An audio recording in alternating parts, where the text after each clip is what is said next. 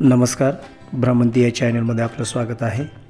आज आपण भ्रमंती करण्यासाठी आलेलो आहोत वणीजवळील सप्तशृंगी या गडावर। हा जो गड आहे हा नाशिक जिल्ह्यामध्ये आहे। वणी या गावाजवळ आल्यानंतर आपल्याला गडावर पोहोचण्यासाठी अनेक वाटा आहेत। नांदुरी या गावात आल्यानंतर आपण ज्या पायऱ्यांनी जातो, जी पहिली पायरी आहे गडाची, या पहिल्या पायरीजवळच देवीचं मंदिर आहे। या मंदिरात दर्शन घेतल्यानंतर आपण या पायऱ्यांच्या मदतीने थेट गडावर आपल्याला पोहोचता येतं। या वाटांपैकी पायरीच्या जाण्याचे जे मार्ग आहेत, पायरीने जाण्याचे जे मार्ग आहेत ते नांदुरी या गावातून एक मार्ग आहे, दुसरा मार्ग वणी या गावाकडून आहे। तसेच या गडावर आपल्या वाहनाने देखील अगदी सहजरित्या जाता येतं। यासाठी एस.टी. महामंडळाची बस सेवा देखील उपलब्ध आहे। आपलं वाहन देखील थेट गडावर जातं। तसेच सध्या या गडावर लिफ्टची देखील व्यवस्था केलेली आहे। आज आम्ही नांदुरी या गावाकडून असलेली जी पायऱ्यांची वाट आहे, या पायऱ्याच्या वाटेने गडावर जाण्यासाठी निघालेलो आहोत। आपण बघू शकता ही पायऱ्याची वाट आहे आणि या वाटेने आम्ही आज गडाकडे चाललेलो आहोत।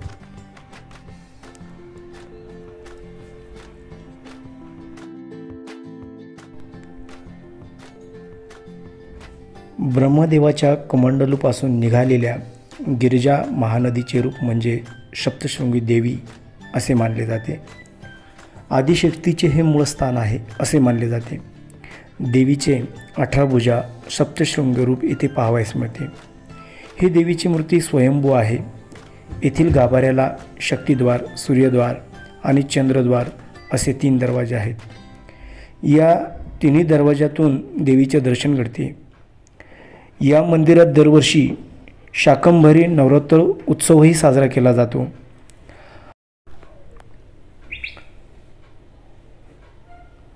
दंडकारण्यात राम सीता वनवासात असताना देवीच्या दर्शनाला आल्याचे पौराणिक ग्रंथात उल्लेखलेले सापडते। पौराणिक कथानुसार महिषासुराचा वध केल्यानंतर देवीने विश्रांतीसाठी येथे वास्तव केले। महानुभावी लीळा चरित्रात असा उल्लेख आढळतो की राम रावण युद्धात इंद्रजिताच्या शस्त्राने लक्ष्मण मूर्छा येऊन पडला। त्यावेळी हनुमंताने द्रोणागिरी पर्वत नेला आणि द्रोणागिरीचा काही भाग खाली पडला। तोच हा सप्तशृंगी गड होय। गडावर येण्यासाठी जो पायऱ्यांचा मार्ग आहे हा अतिशय खडतर आहे। गडावर पोहोचण्यासाठी आपल्याला बस तसेच जीप इतरही वाहनांची सोय या ठिकाणी आहे। अगदी गडाच्या पायथ्यालगत ही वाहने जातात। त्यामुळे हा जो पायऱ्यांचा मार्ग आहे हा अतिशय खडतर आहे। परंतु आमची आज या पायऱ्यांच्या मार्गाने जाण्याची इच्छा होती, त्यामुळे आम्ही गडावर जाण्यासाठी हा मार्ग निवडलेला आहे।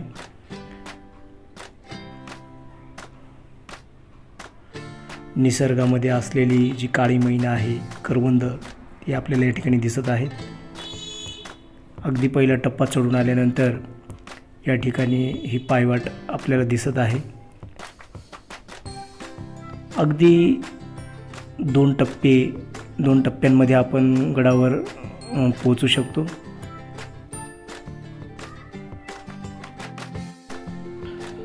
निवृत्तीनाथांनी समाधी घेण्यापूर्वी काही काळ या गडावर उपासना केली होती।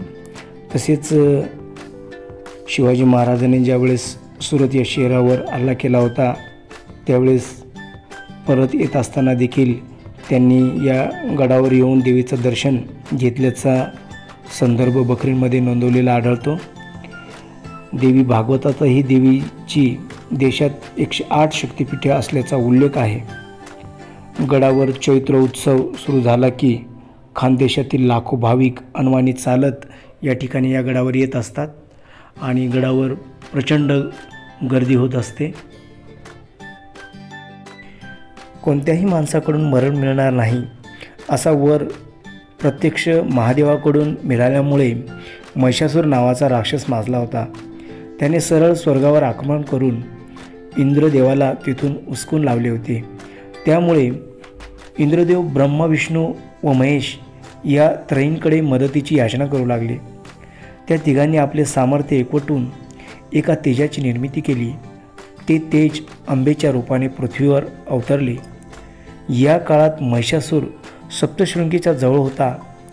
देवीने त्याचा तेथेच वध केला आणि जगाला त्याच्या जाचातून मुक्त केले अशी पुराणात कथा आहे. गडावर आल्यानंतर भाविकांना गडावर निवासाच्या सोयीसाठी ट्रस्टने धर्मशाळेमध्ये 214 खोल्या उपलब्ध केल्या आहेत. धर्मशाळा कार्यालय 24 तास उघडे असते. धर्मशाळेच्या खोलीसाठी आरक्षण पद्धत नाही. गडावर आल्यानंतर खोली मिळेल व खोली एका दिवसासाठी मिळेल.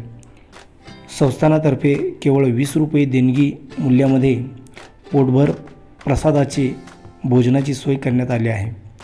पौर्णिमा, नवरात्र व चैत्रात भाविकांना मोफत अन्नदान करण्यात येते. प्रसादालयात भाविकांसाठी सकाळी 11 ते 2:30 वाजेपर्यंत व रात्री 7 ते 9:30 या वेळेमध्ये प्रसादाची भोजनाची व्यवस्था केलेली आहे. एका वेळी 1000 भाविक या ठिकाणी प्रसादालयामध्ये बसून जेवण घेऊ शकतात अशी सोय या ठिकाणी केलेली आहे.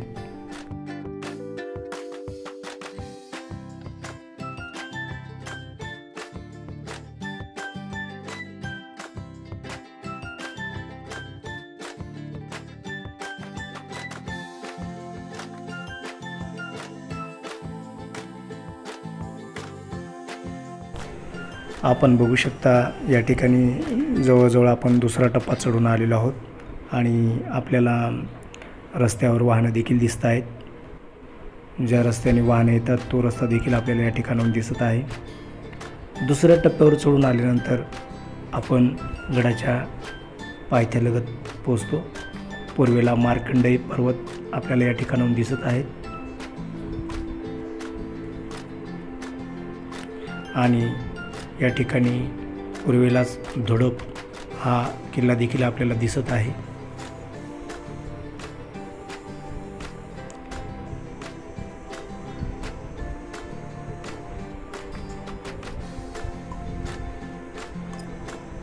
या ठिकाणी आपण गडावर आल्यानंतर ज्या पायऱ्याने आपण देवीच्या मंदिरापर्यंत जातो त्या ठिकाणी पोहोचण्यासाठी 472 पायऱ्या या ठिकाणी आपल्याला चढून मंदिरापर्यंत पोहोचता येतं.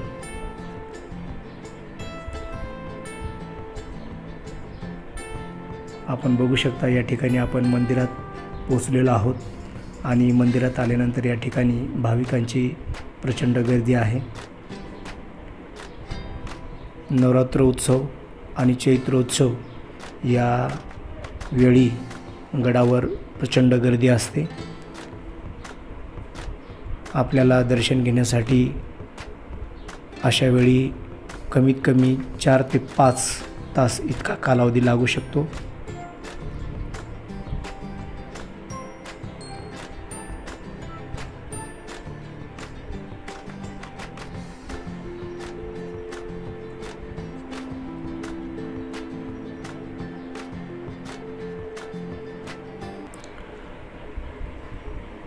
देवीचं दर्शन घेतल्यानंतर मनाला अगदी प्रसन्न वाटतं.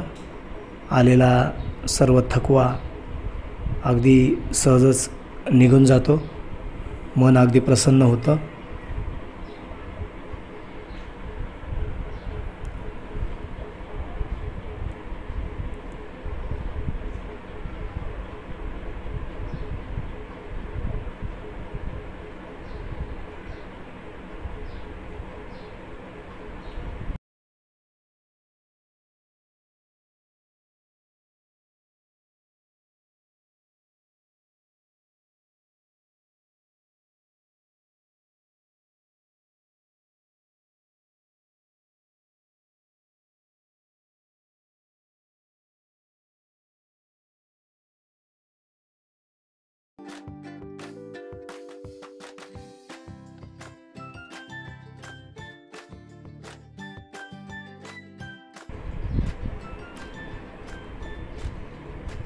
आजचा व्हिडिओ आपणास कसा वाटला ते मला कमेंट्स करून जरूर कळवा.